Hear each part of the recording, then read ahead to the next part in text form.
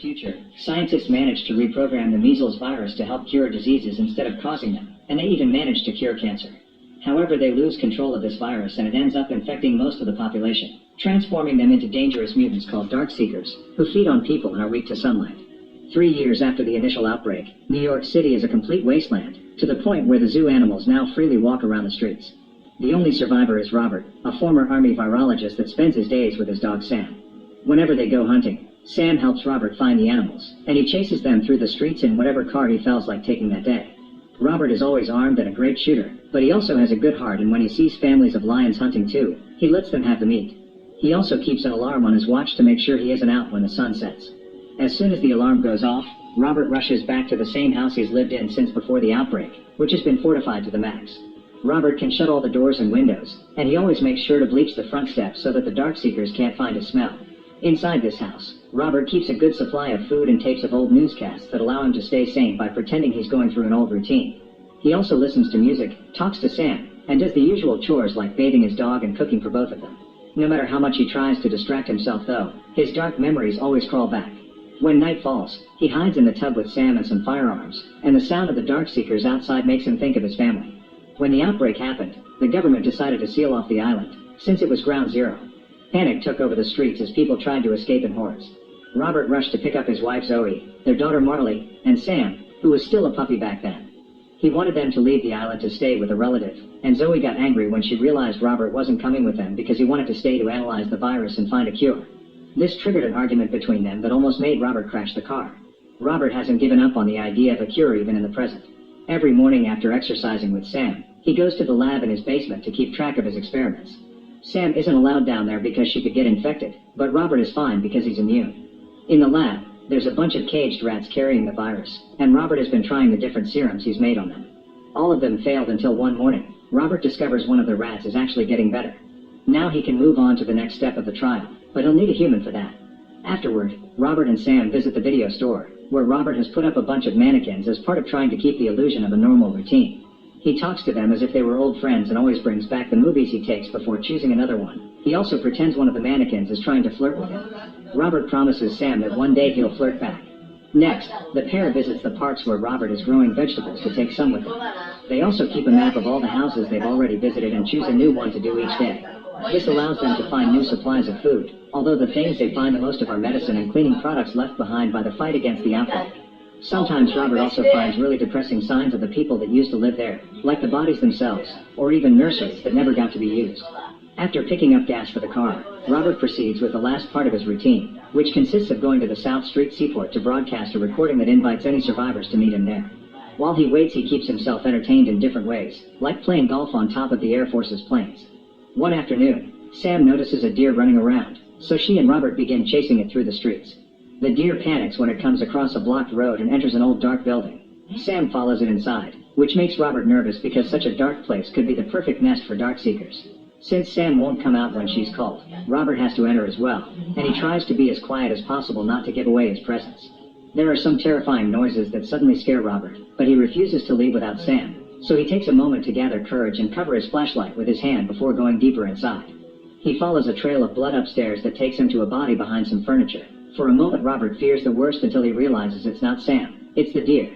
As he continues his search, Robert finds a bunch of Darkseekers standing near a wall. Thankfully he reacts fast and steps back, keeping his flashlight away from them. Robert turns around and finally finds Sam hiding under a desk, refusing to come out because there's something that scares her. At that moment, a Darkseeker jumps on Robert from behind. Robert immediately shoots him before running away with Sam, telling the dog to take a different corridor when the other Darkseekers begin chasing him. With a plan in mind, Robert runs to the window and jumps right when the Darkseekers catch up to him. This causes the sunlight to kill the two monsters that fall with him on the ground and keeps the others inside. After reuniting with Sam, Robert prepares a special trap using a truck on a bridge and some old canvas that the puts down at the building's entrance. He tells Sam not to follow him for this one to avoid infection. Then he takes some of his own blood and drops it on top of the canvas. As soon as a Darkseeker comes closer to feed on the blood, the trap activates, making the truck fall and drag the Darkseekers out inside the canvas. A second Darkseeker, considered the alpha of the group, peeks out of the building to roar at Robert with clear fury, only to quickly go back when the sunlight begins burning him. Moments later, Robert has the female Darkseeker he caught in his lab, strapping her to the table in order to test the cure he's been developing. He first uses UV light to confirm she's infected with the virus, and he discovers she's got a butterfly tattoo. Robert begins by injecting the serum he's created from the rat that did well, and after a few seconds of nothing, the Darkseeker suddenly begins screaming and struggling against her shackles. After a moment of panic, the Darkseeker passes out, and all her vital signs go to 0 on the monitor. Robert immediately gives her a new injection to keep her alive, but he also can't help shaking the furniture with anger at the failure. Then he puts the Darkseeker behind a glass door before logging his progress for the day, mentioning the fact alpha male exposed himself to sunlight on purpose. This makes him think that decreased brain function or the scarcity of food is causing them to ignore their basic survival instincts, and social devolution appears complete. That reminds Robert of the day of the outbreak again because people were behaving like crazy on the streets. Lots of ships were leaving the island, but only those with clearance were allowed to pass, and people didn't like being left behind in quarantine, especially those with kids that begged others for help. The roads had been blocked by the army, but the soldiers had orders to escort Robert and his family to safety, thus they continued on foot. When they reached the harbor, the soldiers used a scanner to make sure they weren't infected. Marley passed, but Zoe didn't. Mother and daughter panicked because they didn't want to be separated, prompting Robert to make a scene and pull rank to order a second scan. Zoe passed the test this time, and because they were an army family, they got to leave on a helicopter. Robert insisted on staying and said goodbye to Zoe and Marley, who decided to leave Sam with him so she could protect him. As the helicopter took off, Marley made a butterfly with her hands as a goodbye. Back to the present, Robert and Sam go through their usual routine, but at the end of the day when about to go home, something strange happens. There's a mannequin near the bridge, and Robert is sure he didn't put it there. Feeling like he's going crazy, Robert shoots at the mannequin as if to prove it isn't real. The mannequin just falls to the ground. Then Robert thinks he can hear some whispering around him and begins shooting at the air like crazy.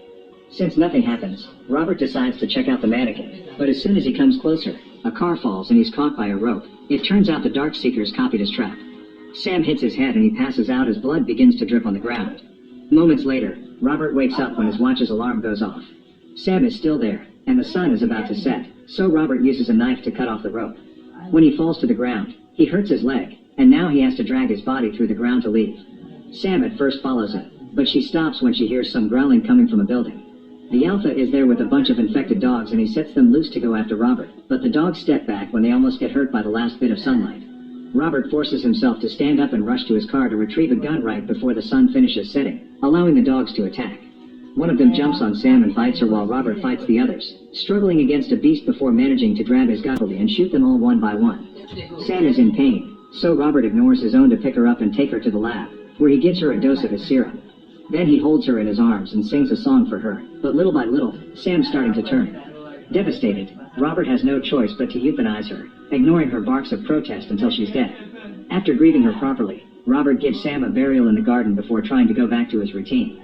He takes a lot of medicine to try to forget the pain, and when he goes to the video store, he finally chats with the flirting mannequin, saying he promised his best friend he would do so. Obviously, the mannequin doesn't talk back, and this causes something in Robert to finally break. Furious and miserable, Robert takes his car out at night to run over a bunch of Darkseekers in revenge. He manages to kill a few of them, but the others attack him under the Alpha's orders. They even climb a light post to make it fall on top of Robert's car. Then they flip the car over to get Robert stuck inside. But when the Alpha enters the car through the window, an UV light suddenly blinds them all and causes the Darkseekers to flee. Robert isn't feeling well because he hit his head when the car was flipped, but he can tell there's another person taking him away in their car. This person asks where to take him, so Robert gives them his address and asks them to make sure they aren't followed before he passes out. That night, Robert dreams of his family again. After the helicopter took off, the government bombed the bridge to seal off the island. One of the helicopters lost control when people tried to jump on it, and it crashed against the one with Robert's family, instantly killing them. The next morning, Robert wakes up to the sound of an animated movie on his TV. The wound on his leg has been stitched, but he's still wary and he grabs a gun before going to the kitchen, where for a moment he thinks he sees family again. In reality, this is Anna and her son Ethan. They were the ones that has made breakfast, so Robert puts down the gun and sits with them, hearing Anna's story. They come from Maryland, and they stopped by the harbor when they heard Robert's message. They're making their way to Vermont because there's a safe zone full of survivors in the mountains, where the cold should keep the virus away. Robert refuses to believe it and tells Anna that everyone's dead as he tosses his plate to the ground with anger. Realizing how close he is to losing it, Robert goes upstairs to a minute alone. Once he's calmed down, he joins the others again and takes the chance to quote the movie to prove to Ethan that he means no harm. Robert confesses he loves that film, and it's quite obvious he identifies with the ogre because he also has no friends. Once Robert thanks Anna for the rescue, they have a little chat. Anna explains she had been on a Red Cross evacuation ship out of San Paulo, but those boats weren't made to be permanent. When the Navy fell apart, Anna's group returned to the shore to search for supplies, and someone stole their boat. 5 people in her team were immune, but they were killed by the Darkseekers. She still intends to go to Vermont, but Robert refuses to go with her, explaining he wants to stay at Ground Zero and work on a cure. Later, they go to check the area where they found Robert last night, and he checks the trap, noticing it was made from the tools they took from his own trap. Robert doesn't want to believe the Darkseekers did this because they aren't supposed to have higher brain function, meaning they shouldn't be able to plan, hate, or love. Anna thinks the Darkseekers could possibly be evolving. Afterward, they take Ethan to have some fun in a fountain, and when Robert hears Ethan complain about the cold water, he gets an idea. The trio returns to the house, where Robert puts the female Darkseeker on top of lots of ice, thinking that changing her body temperature may help the serum work better. Anna looks around the lab and discovers a bunch of pictures that show Robert has tested many versions of the serum on humans before, but they never worked. Afterward, Anna finds Ethan fell asleep on the couch, so Robert offers to take him to his daughter's old bed.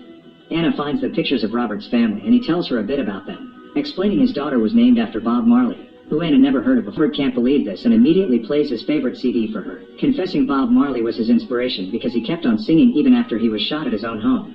When night falls, Robert seals all the windows, and again Anna tries to convince him to come with them. Robert wonders how she can be so sure there's a colony, and when Anna says God told her, Robert finally snaps. He yells at her as he points out that most of humanity is dead and the rest became monsters, meaning there's no God. Their conversation is suddenly interrupted when they hear some noises outside. It turns out the Darkseekers follow the smell of the blood he dripped last night, and they're now here. Anna rushes to get Ethan while Robert turns on the lights that he installed outside, but the Darkseekers just jump on them and destroy them. Next, Robert activates a bunch of explosives he buried just in case, killing the first horde. Afterward, Robert goes upstairs to look for Anna, only to suddenly be jumped on by the Alpha. The two of them begin to fight, and Robert uses a screwdriver he finds on the floor to attack him, but the Alpha barely feels any pain and throws Robert back downstairs. Robert uses the chance to steal a weapon he hid among the umbrellas, and when the Alpha dodges the shots to hide in another room, Robert shoots a gas canister to cause an explosion. The Alpha runs upstairs again, and Robert follows him with open fire until he sees the Alpha jump out of the window. Afterward, he goes looking for Anna and Ethan, finding them hidden under some furniture while it destroys the ceiling of that room. There's a gun on a table nearby, so Robert rushes in, grabs the gun, and shoots at the monster right as he turns to attack it. At that moment, Robert hears a noise outside and discovers the Alpha is back with even more Darkseekers, thus the trio runs to hide in the lab. As the Darkseekers climb the building to enter through the hole their friend made, Robert and Anna are shocked to discover the female test subject is getting better. This means the cure is working, but before they can consider their options, the Darkseekers arrive at the lab and Robert has to close the glass door between them. He tries to tell them he can save them, but the Darkseekers don't listen, they just keep on hitting the door.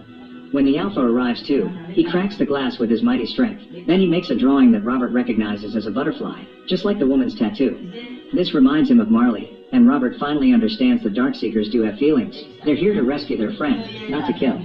Robert puts down his weapon and, ignoring Anna's protests, disconnects the woman from the machines before taking her out of the glass door. As the Darkseekers growl at him with fury, Robert picks a syringe and injects the woman with some medicine that causes her to wake up. The Alpha immediately rubs his forehead with hers, celebrating their reunion before picking her up to leave.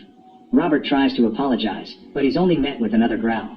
Now that Robert understands the city belongs to the Darkseekers Society, he accepts to leave with Anna and Ethan. The next morning they start their trip to Vermont, but first Anna makes a new recording, telling any survivors that may where to find the safe colony.